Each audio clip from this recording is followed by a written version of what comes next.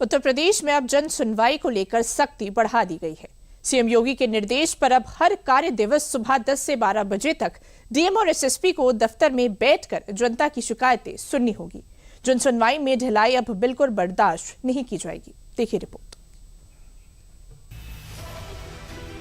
UP सरकार ने प्रदेश में जन सुनवाई व्यवस्था को और अधिक प्रभावी और जवाबदेह बनाने के लिए कड़े निर्देश जारी किए हैं। यह निर्देश 18 फरवरी बुधवार से लागू कर दिए गए हैं, जिसके तहत अब जिलाधिकारी और वरिष्ठ पुलिस अधीक्षक को हर कार्य दिवस पर सुबह 10 बजे से 12 बजे तक अपने कार्यालय में मौजूद रहकर जन सुनवाई करनी होगी। सरकार ने स्पष्ट किया है कि जन सुनवाई में लापरवाही से आम जनता को असुविधा होती है और इससे सरकार की छवि प्रभावित होती है। क्या है सीएम योगी के निर्देश, आइए जानते हैं।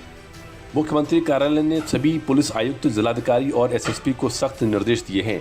अब हर रोज सुबह 10 बजे से 12 बजे तक अधिकारियों को दफ्तर में बैठकर जन सुनवाई करना अनिवार्य होगा। जन सुनवाई के दौरान उन्हें वीडियो कॉन्फ्रेंसिंग के माध्यम से सीएम ऑफिस से जुड़ना होगा।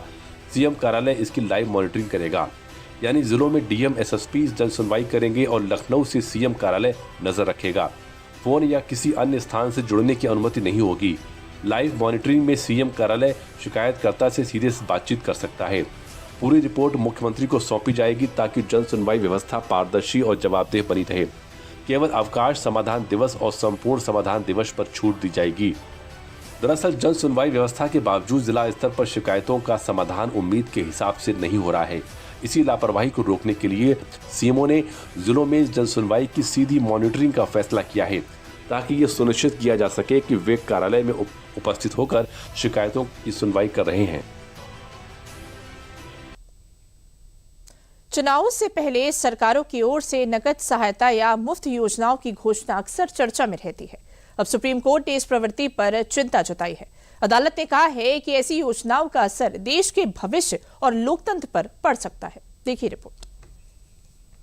सुप्रीम कोर्ट ने चुनाव से पहले घोषित की जाने वाली नकद सहायता और मुफ्त योजनाओं पर सवाल उठाए हैं। अदालत ने कहा कि ऐसी योजनाएं अल्पकाल के लिए राहत तो दे सकती हैं, लेकिन देश की दीर्घकालिक विकास पर असर डाल सकती हैं।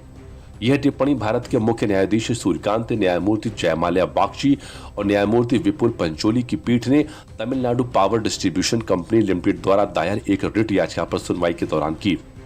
अदालत ने यह भी कहा कि सरकारों को ऐसी नीतियां बनानी चाहिए जो लोगों को आत्मनिर्भर बनाएं।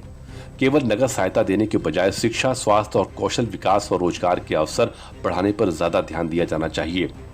आइए विस्तार से जाने कि मुख्य न्यायाधीश ने फ्रीबी कल्चर को लेकर कौन सी मुख्य बातें कही हैं।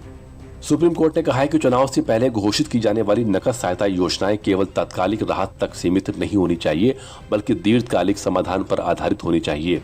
अदालत ने अपनी टिप्पणी में कहा है कि तथाकथित फ्रीबीज की प्रवृत्ति लोकतांत्रिक मूल्यों और आर्थिक संतुलन को प्रभावित कर सकती है। कल्याणकारी योजनाओं का लाभ वास्तविक रूप से वंचित और कमजोर वर्गों तक पहुंचना चाहिए। अदालत ने संकेत दिया कि आर्थिक रूप से सक्षम लोगों को ऐसी योजनाओं के दायरे में शामिल करना उचित नहीं है। न्यायालय ने नीतिगत निर्णयों में पारदर्शिता, जवाबदेही और संसाधनों के लक्षित उपयोग पर जोर दिया।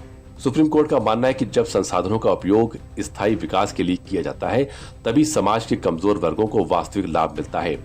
सुनवाई के दौरान मुख्य न्यायाधीश ने इस बात पर जोर दिया कि सरकारों को ऐसी नीतियां बनानी चाहिए जिससे सामान्य जन अपनी मेहनत से आय अर्जित कर सकें और सम्मान के साथ जीवन जी सकें।